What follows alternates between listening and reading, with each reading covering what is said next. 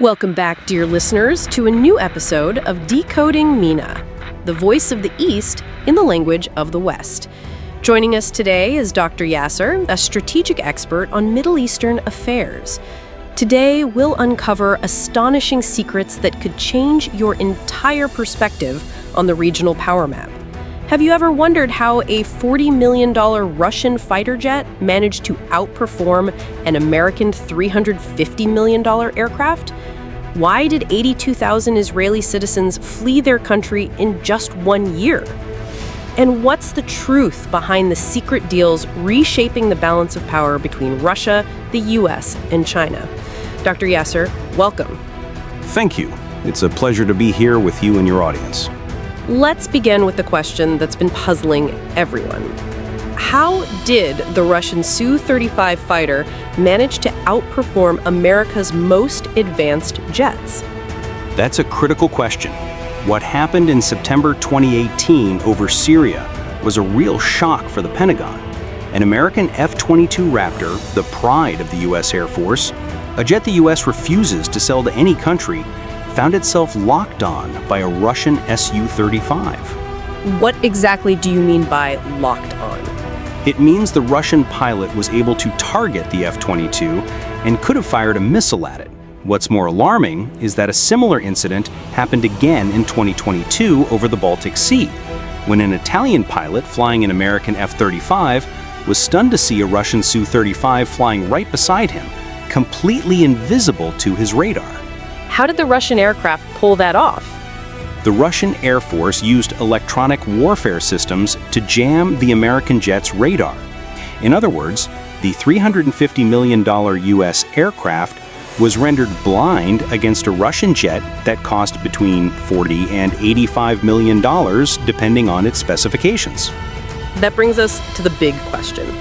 Why didn't Iran receive these powerful jets despite a preliminary agreement? That's where the bigger game comes in. According to a 2022 report from the Stockholm International Peace Research Institute, there was a deal to sell 24 Su-35s to Iran after Egypt pulled out of the agreement. But the deal collapsed for three major strategic reasons. And what are those reasons? First, Israel. Russia wanted to preserve its relationship with Israel, which had remained neutral in the Ukraine war. Israel clearly warned Russia, if you help Iran, we will help Ukraine. Russia didn't want that risk. Second, the Gulf countries. When Biden asked OPEC to boost oil production to offset Russian oil, the Gulf states refused. But this refusal came with a condition, a Russian promise not to arm Iran. Third, and perhaps the most important, is the United States itself. Trump struck a secret deal with Putin to divide Ukraine, and in return, Putin gained access to rare minerals worth $7 trillion. Do you really think Putin would risk that treasure for the sake of Iran? So how did Iran respond to what seems like a betrayal from Russia? Iran tried to save face. It claimed that it rejected the deal because Russia wouldn't agree to transfer technology. But that's just not realistic. Iran only has 150 fighter jets, most of them outdated from the Shah's era. That includes 64 old American Phantoms, 35 Tigers, 41 aging F-14s, and a few MiG-29s. That would explain why Iran hasn't responded forcefully to Israeli and American attacks on its territory. Exactly. Any Iranian pilot who takes off to defend the country's airspace would essentially be committing suicide. So Iran turned east, towards China. It requested J-10C Chinese Dragon jets equipped with long-range PL-15 missiles and HQ-9 air defense systems. What's China's stance on that request? This is where the situation gets very complex. China isn't like Russia. If China agrees to supply Iran, it won't just sell aircraft. It'll offer an integrated aerial combat system, fighter jets, electronic warfare planes, long-range missiles, and defense systems. Because China wants to ensure its aircraft perform well in battle to preserve its global reputation. But doesn't China worry that its tech secrets could be exposed? Absolutely, and that's exactly what makes this such a tough decision. If a Chinese jet goes down in battle, Israel or the US could recover its wreckage and reverse engineer it. China knows that helping Iran militarily could mean directly confronting Israel, the US, the UK, and France. That brings us to an alarming trend. Could these events be linked to the mass exodus from Israel? The numbers are shocking.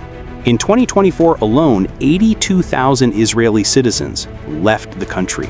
Out of a population of just 9 million, that's a massive figure. Even more worrying, most of them are in their 30s. Engineers, doctors, soldiers, and officers, the backbone of Israel's economy and defense. What's behind this sudden wave of emigration? It's simple. The collapse of Israel's founding promise, come to the safe homeland.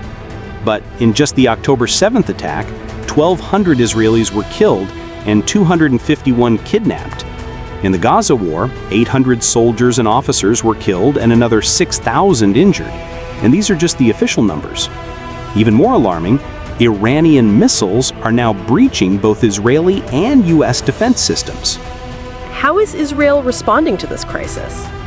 The Israeli government is in a state of panic. They changed immigration laws. Now, if a citizen stays abroad for more than 9 months instead of 12, they lose all rights. But people are still leaving because they see what's coming. Iran is arming up with Chinese help. The U.S. failed to destroy Iran's underground nuclear facilities. Iranian spy networks are being exposed one after another. And Israeli air defenses are struggling to stop incoming Iranian missiles. Dr. Yasser, how do you assess the overall picture? What we're seeing is a global weapons testing ground for a much larger war that hasn't happened yet. Each country is experimenting with its arsenal. China tests its jets in the India-Pakistan conflict. Iran tests missiles against Israel. Israel tests intel against Iran. Ukraine tests drones against Russia. And Russia tests missiles in Ukraine. The Russia-Ukraine war raised the value of drones. The India-Pakistan conflict raised the value of fighter jets. The Gaza war highlighted the importance of human soldiers. And the Iran-Israel tensions have elevated the importance of ballistic missiles and intelligence operations. So what's the expected outcome of this global power game? It all depends on major strategic decisions. Will China support Iran like it did Pakistan, or sell it out to the US in exchange for Taiwan? Will Russia continue playing both sides? And can Israel stop the hemorrhaging emigration before its society collapses from within? The answers to these questions will shape the future of the Middle East and the world for decades to come. Dr. Yasser, any final words for our listeners about what to expect in the coming months? The region is standing at a historic crossroads. Today's conflicts are merely the prologue to massive geopolitical shifts. The average citizen must understand these aren't isolated wars. This is a giant chessboard where every move affects the entire game. My golden advice: follow the news with a critical eye. Don't believe everything in mainstream media. The truth always runs deeper than the headlines. Thank you, Dr. Yasser, for this in-depth and thought-provoking analysis. And to our dear listeners, if this episode gave you new insights and a fresh perspective, don't forget to subscribe to Decoding MENA and hit the notification bell for more exclusive content. Share the episode with your friends and leave us your questions and thoughts in the comments section. Your feedback helps us bring you better content. This was Decoding MENA. See you in the next episode, where we continue to unravel the secrets of the Middle East and North Africa. Until next time.